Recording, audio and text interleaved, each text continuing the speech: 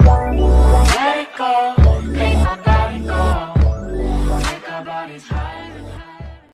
For many Excel users, writing formulas, creating formulas, is one of the most common things they do. In this worksheet called Formulas, in the workbook Creating Formulas and Functions, we need some formulas in row 4, also over in column H and column I. Formulas many times are straightforward, simple, easy to use, but they start with a different concept than you might be familiar with. In cell B4, we want to subtract the two numbers above it. Now, if that's all you were told and you never worked with Excel, you might be typing something like 120 minus 100. But in Excel, typically we write formulas based on location, and that implies content. One way to state this is we are about to say that cell B4 equals whatever is in B2 minus whatever is in B3. Now, we don't need to type B4. We're already at that cell. We type equal. Formulas in Excel begin with equal. Now, there are a few different ways to enter formulas. The most common way, at least initially, is to type addresses. B2. And what we're saying, in effect, is whatever is in B2 minus whatever is in B3. We'll type B3. This opens the door for the possibility that later, if we need to adjust those sales or overhead numbers, our formula will react automatically. So we complete the entry with Enter or Tab or any of the arrow keys. That's it. We've got a formula. Now, get used to the idea that when you click on a cell, keep your eye on the formula bar. And it really starts to become important as you work with formulas. Anytime you're looking at a worksheet, you click on a cell, you see in the formula bar, is it a formula, is it not? You develop a sixth sense at times about which cells have formulas but which don't, but that immediately confirms it when you click on a cell. Now, another way to write this, not necessarily better, but it does not involve typing addresses, so I'm going to delete this entry.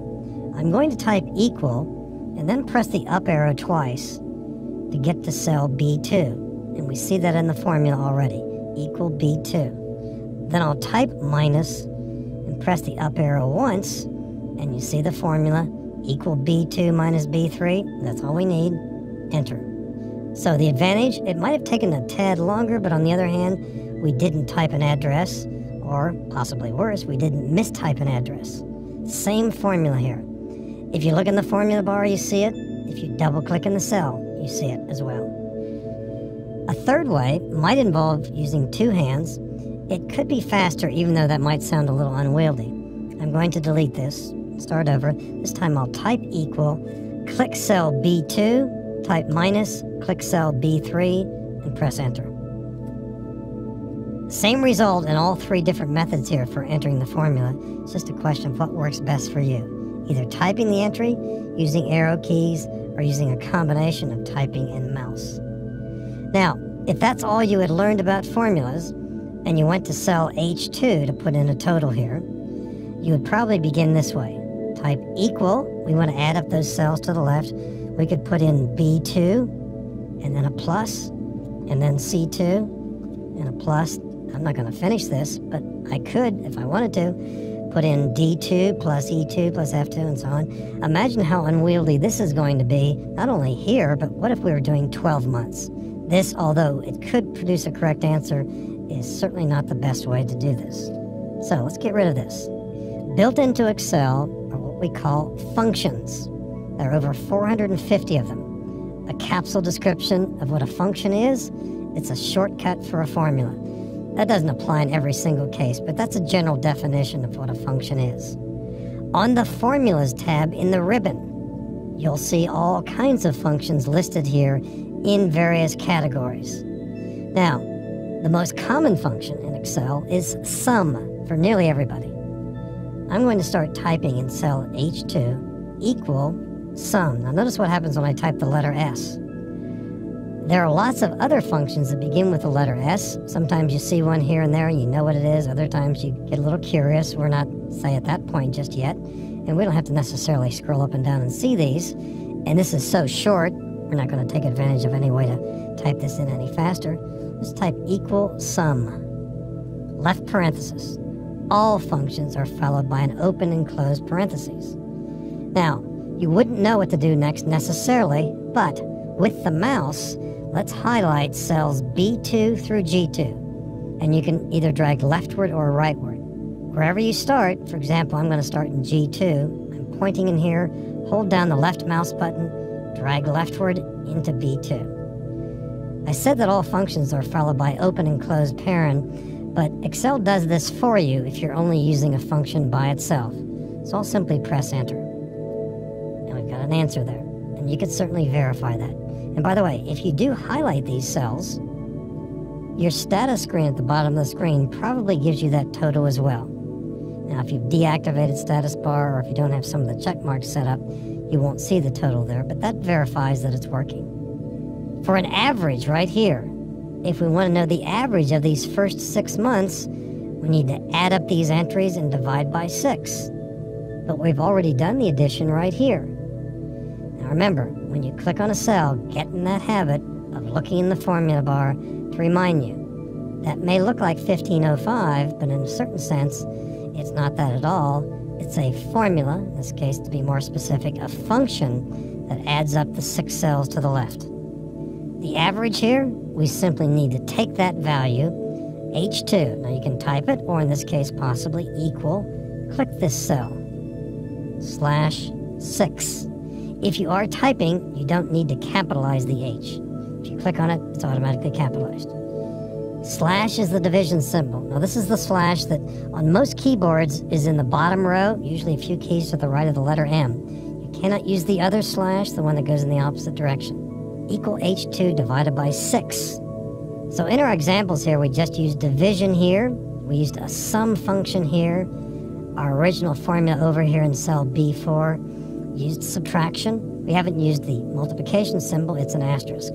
But we're seeing some of the basic building blocks here of how to build simple formulas. And again, remember different techniques. Many people simply type the cell addresses, but whether you use that technique or the technique of using the mouse and the keyboard together, writing formula is something that's very important as you work with Excel.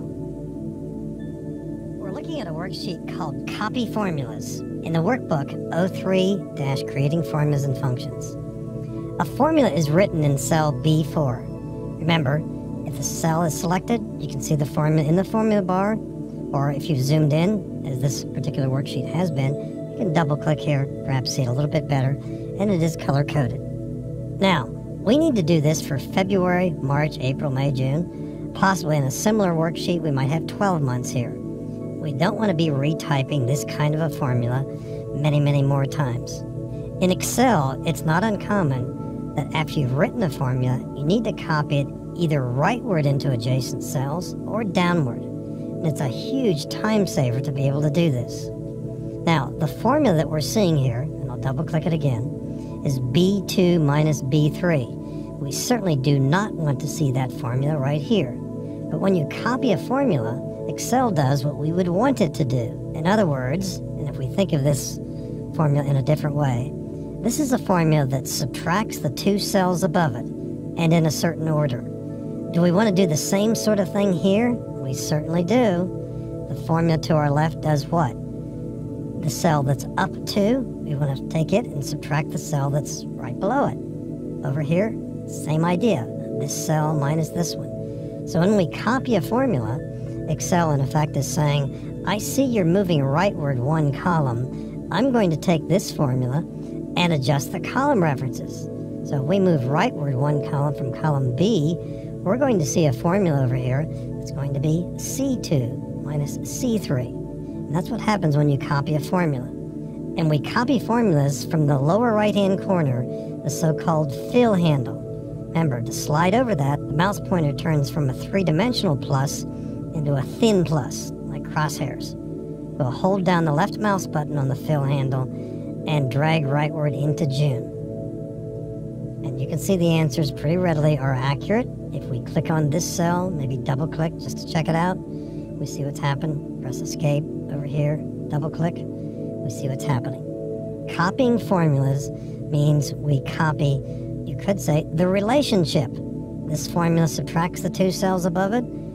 All the other places that we copied it to, what do the formulas do? They subtract the 2 cells above it in the same way.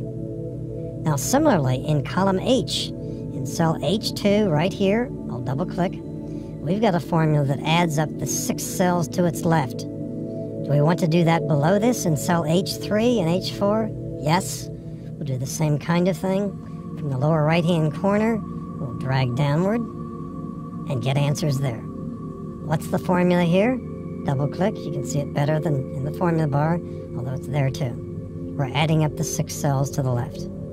In cell I2, we've got a formula that takes the data in the cell to its left and divides by 6. Do we want to do the same thing just below it? Yes, we do. And below that, same idea. We'll drag this downward.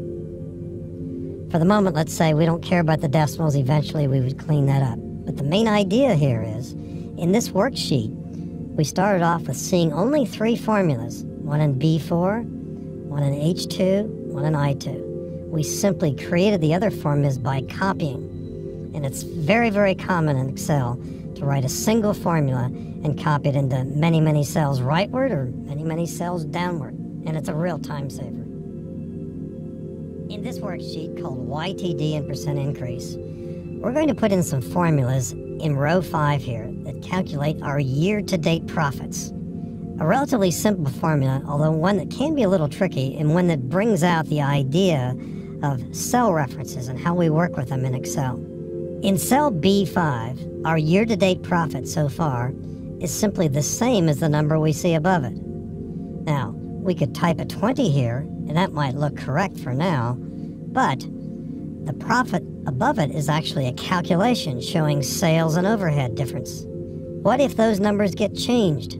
For example, we find out that maybe the sales number is 125, or the overhead is 125. We have a negative possibly here. What would happen then to the 20 that we just typed in here?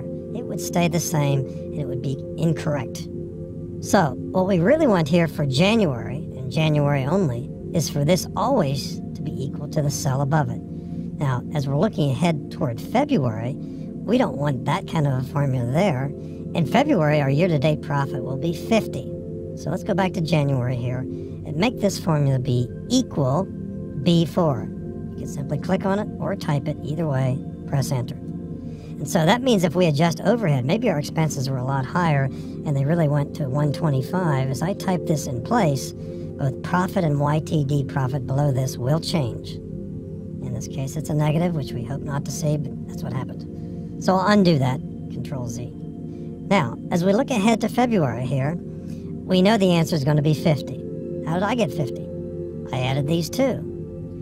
But now I'm thinking, as I look toward March, if the February year-to-date is going to be the sum of these two, if I write a formula here that adds those two, what happens if the formula gets copied here? The March year-to-date will be 80. And yet by the end of March, we will have made 100. Now, we can think of these as dollars or thousands of dollars, but the main idea here is, as we move rightward here, we don't want to just be adding up the last 2 months. We really want to be adding up the current value, the current month, added on to the previous year to date. So remember, we could get the answer 50 here by adding these 2 cells or by adding these 2. And the more you think it out, the more you recognize we want to be adding these 2 cells, not these 2. And as we write this formula, it makes no difference which one we mention first. If you use the analogy of I'm depositing money into a bank, so I want to add it to my previous balance, then here's the deposit, or the new number, plus our previous balance this way. So however you want to think it out, just remember the idea. We're adding on to what we already have. And so our answer here is 50, 30 plus 20, these 2. And if we drag this to the right, using the fill handle, into column G, we should have correct answers all the way across. And this value that we have right here should be the same as that. And it is. So one by one here, we see what's happening. Not a difficult formula, really, maybe a little tricky at first, but it's something you learn to deal with. It emphasizes the idea that the formula here, which is adding the cell above and the cell to its left, when we copy it, we're copying that same kind of relationship. So every one of these formulas here is adding the cell above to the cell to its left in each case here. So in this case, it's going to be G4 plus F5. That's the way it is. In this worksheet called YTD and percent increase, we need to calculate the percent of increase of our profits from month to month, or possibly the overhead, or possibly sales. And is increase really the right word here? Maybe it isn't. So let's do some editing. It's going to be a change. I'm going to double click in cell A6. I'm going to double click right on the word increase. And once editing has begun, I'm going to double click again and simply put in the word change. Now, maybe I'm an optimist and that's why I put in increase, but on the one hand, we want our profits to increase, but maybe not our overhead. Nevertheless, we've got our entry there. Now, percent change for January is not going to be meaningful because we have no previous number to compare it with. But looking into February here, in cell C6, we need to calculate percent change. Now, it might have been a long time since you've done this, probably something you learned back in the 8th grade or high school. How do we calculate percent change here? If we've grown from 20 to 30, what's the percent of change? The way we do this is to calculate first the difference here, and then we divide it by the number that we started with. So let's begin this as a formula. What this is going to reveal is one of the most common errors in Excel. It's one that's easily overcome, but on the other hand, it's something that can bedevil you if you're not careful. If you work with standard calculators, and you're working with the real numbers here, you could punch in 30 minus 20. And then if you wanted to divide that difference, you put in a slash key, it would be displaying a 10 on your screen. Then you divide by 20, and you'd get a correct answer. But what happens here in Excel? I'm going to type equal. And as I said earlier, the way we calculate this is to take the difference of these two. So it's a C4 minus B4. We know that answer is 10. Then we divide it. Here's the slash key. Remember, this is the one on the lower set of keys near the letter M to the right. We want to divide this by our starting value. And we would be expecting to see an answer here, if that difference is 10 and we're dividing by 20, to see an answer like 0.5, which is the same as 50%. But when we press enter, it might be a bit of a shock. It's 29. So what's happening here? Now, what you won't see on your Excel worksheet, unless you put it there, are the symbols we're seeing in cells A8 down to A11. These are some of the symbols, not all of them, but most of the symbols that we use as we write formulas in Excel. The order in which we see them here is sometimes referred to as the hierarchy of operations. Let's go back to this formula. When we complete a formula like this, Excel, in effect, is saying, what's the first symbol that I see as I look down my list, starting in A8, that appears in the formula? The first thing we see is the slash key, the division symbol. So what Excel does is the division first. B4 divided by B4 is 1. What's the value in C4? It's 30. 30 minus 1, that's why we get a 29. Now, as you look at the list again, notice what's at the top, parentheses. So I'm going to go back to the formula, double-clicking in cell C6. And right after the equal sign, I'm going to put in a left parenthesis. And then after the first B4, I'll put in a right parenthesis. Now, before pressing enter, when Excel sees this formula, what will it do? Looking down its list, I see parentheses first. What do? It will perform the calculation in here first. Within the parentheses, that value is 10, and then it will divide that by the value in B4, which is 20. Now we're about to see the answer we expected, 0.5. And right away, most of us probably would change this to read by going to the Home tab. There's a percent button right here in the number group, like that. If you wanted to show an additional decimal, which you might want to do if the numbers are smaller, you can increase the decimal this way. So this formula is based on the cells that are up above 2 cells and then 1 to the left. So if we copy the formula here, it will deal with this relationship, and the formula here with that relationship, and so on. So we'll copy this across. And in some cases, we see 0. If we grow from 50 to 50, well, the percent of change is 0.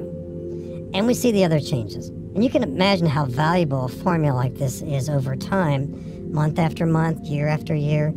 You can see fluctuations seasonally perhaps, or other reasons attributing to that. But calculating something like this, pretty straightforward, but it brings out the idea that we must use parentheses at certain times. It's quite common in Excel. When formulas are not working, that's what you should be looking for. Many, many times you either forgot to put in parentheses or you put them in the wrong place. Now, a lot of people overcompensate. I've seen people, for example, say, all formulas have to begin and be surrounded by parentheses like this. Well, that's not true, and this is not really a requirement, but it doesn't hurt in this case. It's just unnecessary. We would still get a correct answer. Or coming back here again, I'll press Control-Z to undo it. What if we put parentheses around the B4? That's okay too, but not necessary. But when you forget one of them, in other words, they always must be matching left and right in addition to being positioned correctly, sometimes you'll get an error message that's helpful, sometimes not. So I'm about to press Enter here, and notice the fact that the parentheses are not matching up. We don't have an equal number of left and right. Enter. And Excel comes back and says, we found a typo. In this example, it is suggesting something that will work, although its suggestion is overkill. They could have suggested to take out that last parentheses that's in front of the final B4, but nevertheless, that works okay. In my experience in working with formulas, when there's a correction to be made and Excel makes a suggestion like this, I'd say about 90% of the time it is making a correct suggestion. So in this case, yes as well. Now, although we're not going to be covering formulas in detail right now, there's one particular situation here that you want to be alert to, and you'll just have to intervene and possibly do some research on the if function, which is covered later in this course. But if the profits here go below 0, I'm going to change the overhead here to be 260 and press Enter. We then have some results here that just make no sense at all. For example, this number is comparing percent change here. That's not a viable number. And this one certainly isn't. If your profits are minus 10, they go to 65. You'll see what's happening here. So in some cases, and you want to be alert to this, these numbers are just totally inappropriate. Let me press Control-Z. But if these are the same, we do get 0%. That is an accurate number, and so is this one to the right. So I've seen the example here of the kind of formula that you need at different times in Excel. I'm not suggesting, by the way, that everybody needs to know how to do percentage change, but I think it's quite commonly used. And it's one of those many formulas that we probably have all done at one time or another. We just forgot how to do it. But remember, the key idea in many formulas is we need to use parentheses and we need to put them in the correct order and location within our formulas. We're looking at a worksheet called Absolute in our workbook 03-Creating Formulas and Functions. In cell F2, we're about to calculate a new salary, not only for Lisa, but for all the others in our list here. Now, if everybody's going to get $2,000 more, we could write a simple formula here, equal E2, type it or click it, plus 2,000. And we can copy this down the column. Even before pressing Enter, we can point to the lower right-hand corner, click and drag downward, and that formula will have been copied downward. And our original formula, E2 plus 2,000, has been copied here automatically to say E3 plus 2,000. And this is what we call a relative reference. As we copy a formula into a different row, the row reference in the formula, the row 2, becomes row 3, and becomes row 4. And down at the bottom, row 13. That happens automatically. It's referred to as a relative reference. But what if our salary calculation is going to be based on a percent increase, 2.1%? Instead of this formula, we're going to make a change to it. So in cell F2, and I'll just start all over again, equal E2, asterisk meaning multiplication, H2. Now, if I press Enter, I will only get the amount of the increase. It'll look like this. That's the amount of the increase. So we want that incremental value to be added on to the existing salary, plus E2. Now, there are different ways to write this formula. Some people put this in parentheses, but change the E2 there to be a 1. We can certainly do it that way. And there are a few other ways as well, too. But the point is, we will get a correct answer here. The new salary for Lisa will be $55,695. If we copy this downward, all the way to the bottom, as we look back and forth, we realize only Lisa is going to be happy with this pay increase, because what's happened here and every other cell below, the numbers have not changed. So what's the formula in F3? Correctly, the references to cell E2 have been changed, But the reference to H1 got changed as well. It becomes H2. And as you might guess, down here, for example, this refers to cell H7, and down here it refers to H10, and so on. Now, a poor solution here would be to fill in all these cells with 2.1. You can imagine a list like this maybe having hundreds, thousands, or tens of thousands of names. That would not be the best way to do this. So here's a situation where we do not want that reference to H1 to be a relative reference. We want it to be absolute. We want this location to be more precise, not to change. So a reference is made absolute by adding dollar signs, and that is not intuitive or at all logical. I wouldn't call it illogical, but if we put a dollar sign in front of the H and in front of the 1 here, that means it's an absolute reference. Now, you could mistakenly be saying, oh, I get it, dollar sign salary. I see what's going on here. That has nothing to do with it. The dollar signs as we use them here mean if we copy this formula, this reference will not change. This is referred to as an absolute address. Now, instead of typing the dollar signs, what you could do, and if you saw this coming before writing the formula, you would know ahead of time, right after the H1, you can simply press F4. Now, when you're editing, you can click in front of it, you can click between the two, any of those, makes no difference. But when you press the function key F4, Excel does the typing for you. And again, I stress, this is not intuitive in any way.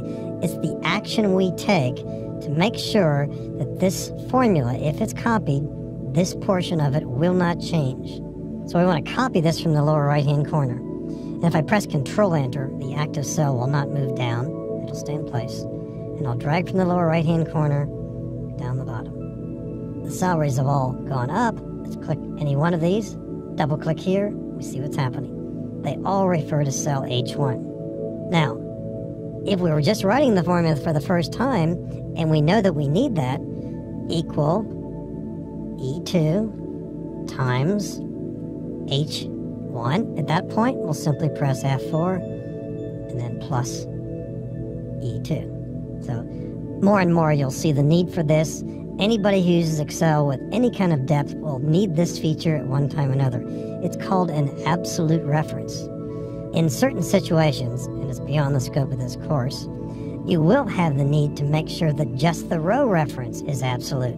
So you might have a dollar sign just in front of the row reference, or in other cases, just in front of the column reference. And it could be the case actually here, we really only strictly need a dollar sign in front of the row reference, because we're not moving or copying our formula into a different column. So we could get away with not having the dollar sign in front of the H. But it's so simple to apply these with the F4 key. Doesn't hurt in this case, works just fine. It's an absolute reference, and it's absolutely indispensable as you work with Excel. In this workbook, 03, Creating Formulas and Functions, we're looking at a worksheet called Sum Average. Sum and average represent two of the most commonly used functions in Excel, and there are some shortcuts here. If we're about to create a total in cell G2, we can use the function sum. We can type equal sum, left parenthesis, and highlight these cells, and press enter. We've got an answer. Now, potentially a faster way to do this is to use a feature called the auto sum button. On the Home tab, you'll see it here off to the right in the editing group. There's auto sum. Notice there's a keystroke shortcut referred to below it, Alt equal. If we click auto sum in cell G2, Excel says, I see numbers to the left, let's add them. Press enter, we've got our total. That's likely to be faster than typing in the entry. Now, you could get there a little bit faster. Why not just double click auto sum? There we are. Rather than pressing auto sum and then enter. If you press Alt equal, you will have to press enter. But at other times, that could be faster too. You'll also find this auto sum button on the Formulas tab. It's off to the left, a bit larger. Double click it, remember, slightly faster. If you want to see the formula though, and sometimes you do, you just click it once. Second time brings it in. We can do the same kind of thing in cell B9. The auto sum button is designed to add up data from the left or from above. Now, we could position the active cell in B9 and press auto sum or Alt equal, or possibly we could even highlight the data ahead of time. And in our previous example, we could have highlighted the data that way too. The advantage of highlighting ahead of time is we need only click the button once or press Alt equal. Either way, I'm pressing Alt equal, there's a total on the bottom. An alternate way, but no better, as I press Control Z to undo, is to highlight all these cells here. Press Alt equal. There's a total. Now, here's a situation where we've got cells above the empty cell and to the left. So if we position the active cell right here in H7, what does AutoSum do? There's the AutoSum button. Remember, pressing this or Alt equal, do the same thing. It's trying to add data from above. I want to add the data from the left. I'll simply use the mouse and highlight these 3 cells. In other words, I'll override what it wants to do. Anytime Excel sees data above and to the left, it favors the upward direction and tries to add up that data first. In the list down in rows 12 through 15, if we only wanted totals here on the right here, we could highlight these cells, press Alt equal or the AutoSum buttons in either location. There's a total. If we wanted totals at the bottom, we could highlight these cells, do the same kind of thing. Alt equal, there we go. Let me undo both of those. If we knew ahead of time that we wanted totals both on the right and below, we could highlight the data this way and simply press AutoSum or Alt equal, and we get totals that way. Now, there's some other aspects of this too that could be faster. Instead of a total up here, what if we wanted to know the maximum value? I'll just put in the heading there. I'm going to click not the AutoSum button itself, but the arrow that's associated with it. Here it's below AutoSum, on the Home tab is to the right. Click the drop arrow. I want to choose Max, meaning maximum. Enter. There's the highest value in the list. So we can use Max or Min. Or how about going back here where we had totals here on the perimeter? Let's take out these, delete, highlight these, delete, and select this area. But what if we wanted to do an average? I'm going to click the drop arrow associated with AutoSum and choose average. And now I've got averages on the right and below. We reformat those eventually, but these are all averages. So these are averages of cells to the left, like this. These are averages of the cells above. And the one in the corner is an average of the cells to the left.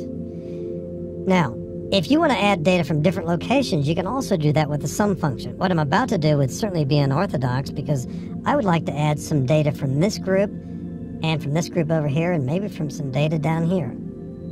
And rather than typing equal sum, which I certainly could do, I'll just start with Alt equal. I'm ignoring what Excel is suggesting though. I'm going to highlight these 2 cells up here, D2 and E2, put in a comma, and over in column B, highlight those 2, put in a comma, and maybe come down to this lower list. Now granted, who would be adding up cells like this? Probably nobody, but it does point out the idea that we can build the sum function to gather data from different locations. And if you start with Alt equal, you just save yourself the effort of typing equal SUM left parenthesis. So it makes it a bit faster. And enter. We've got our total. So the AutoSum button, its keystroke shortcut, Alt equal, and the occasional use of that drop arrow really makes tabulating sums and averages and occasionally other functions very fast and efficient. Built into Excel is a huge library of over 450 functions. We're looking at a worksheet called Functions in our workbook 03-Creating Formulas and Functions.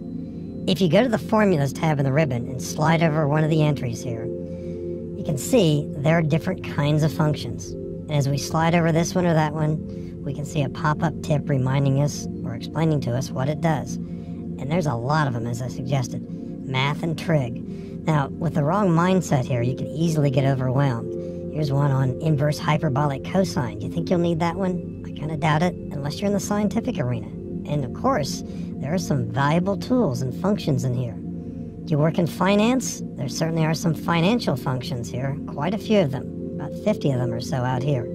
A capsule description of a function, what is it? It's a shortcut for a formula. Now, each one has to be taken on its own merits, and you'll see tons of options here for using these. Under More Functions, you'll see a category called Statistical, and that's pretty huge as well. In this worksheet, we've got some information over in column J. Maybe this is a description of things we might want to do with some of the data we've got here. Now, we don't have a lot of data here, but you could easily imagine a list like this being huge. And here's the word rank, too. Let's take a look at that idea. If we want to rank these salaries, in other words, compare this one with all the others, As you might guess, there's a function called rank. Now the question sometimes comes up, how do you know if there's a function? Well, sometimes you don't. Now, you may have overheard somebody use the word or the phrase, or maybe you just happened to see it up there one day as you were looking around at different functions. As you type a letter after the equal sign, all functions that begin with that letter appear in this list. And sometimes just by looking at it, you get ideas about functions out there. Here's one called rank. Now, interestingly enough, this is an odd one in the sense that here's one called rank average, and there's a description. Here's one called rank EQ. And there's one left over from a prior version, simply RANK, which you don't see in the list until you happen to type it. And there's a little note there. We won't go into this right now, but this function says, in effect, I've got a value right here, comma, and I want to compare with all the other values in a list. Now, sometimes in formulas, it's handy to select an entire column. I'll just click column F, and I'll press enter. So that's the 8th highest entry. That's what the rank function does. It says, looking in this list, this is the 8th highest. We can drag this down the column, and we can see, because it's a relatively short list, that it's correct. That's the highest value right there. Here's the 2nd highest. If 2 of these values are the same, if we use the simple function rank, we'll see that they share the ranking. So I'm going to make these 2 salaries here be identical for the moment. I'll do that. We see they share the number 5 position, but if you look in the list here, you don't see a number 6. So in effect, they're occupying the 5th and 6th positions. There are 2 other variations on the rank function you might want to take a look at. Over here are some other ideas. Count data cells. Well, how many people do we have? Well, that's pretty easy. But there is a function that counts the cells that have data. Equal count A. Now this counts all cells that have data, not just numeric data. So how many of these cells here have data? That's probably not that useful, but this will tell us. It's 72. Now that counts numerical cells. What if we wanted to count just the number cells? Equal count. And if I were to highlight these cells, of course a lot of those do not contain numbers, but some do. Only 48 of them contain numbers. Now you could say, in this case, that's just trivia, and I'd sort of agree with you, but sometimes that's important to know that. Median, on the other hand, is something that's valuable. It's similar to average, but certainly not the same. Median says, let's take the middle value in a list. And if the number of entries is even, it will average the middle too. So equal median. Now, once again, how do you know there's a function called median? Well, it's a good guess, let's say. Excel has a lot of statistical capability. But if you happen to be going to the Formulas tab, clicking More Functions, go to Statistical, you're going to see median out there. And if you don't find it, what's your other guess? You will find it here, and there's a description of it too. Sometimes, of course, you'll just have a sense, as we did in this case, there's a median out there. Left parenthesis, what's the median of the new salaries here? We could click column F, or just these cells here. That's the median value in this list. Now, second largest, I didn't think I needed this, and I've only needed it a few times over the years, but I happened to discover it about 15 years ago. Came in really handy a couple of times. Is there a function for second largest, and what would it be? I can tell you what it is, but how would you discover it? Is it math and trig? Well, you might see it this way. Out here, it's not under math and trig. Maybe it's under statistical. Sometimes you just don't know where to look. Now, there is an option here. You could, for example, over here, insert function, and actually type in second highest, second largest, and click go and see what happens. Now, it alerts you to a bunch of functions here, maybe more than you'd like to explore. As it turns out, in this case, it is called large, so I'll just cancel out of here, so equal large. Now, again, I'm not saying necessarily that's something that everybody needs. It just points out how valuable certain functions can be. You just don't know all the time where to look for them. An example here, I'm looking here, and I want to know the second largest, so I'll put in the number 2, 3 for the third largest, and so on. And as you might guess, there's a similar function, does the opposite, and it's called small. In this case, we want to know the second largest salary. It doesn't tell us where it is, but we can easily see it in the short list. There it is. It's Maria Perez in row 11. That's the second highest entry there. STD, standard deviation, but you wouldn't know that necessarily either. Now, once again, how do we know this? How would you guess it? You would probably imagine that if Excel has median, if it has averages, it's probably got standard deviation. If you were looking, you'd find it under statistical functions, but even if you start typing, no doubt it begins with ST, and right away you see a group here, and maybe more than you would have expected, STDEV, P, S, and if you are about to use this, you probably have a sense of which one is the one that you need.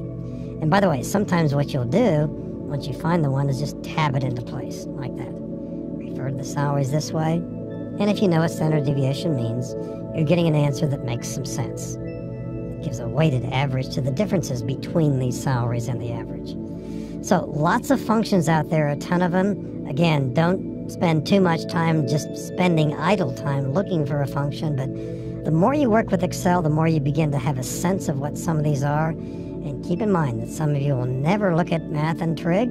Some of you will look at that a lot, depending upon where you work and what you do. Lots of other functions. When you have that extra minute, maybe check out this one, check out that one. Over 450 functions in Excel. And they're absolutely indispensable for many Excel users.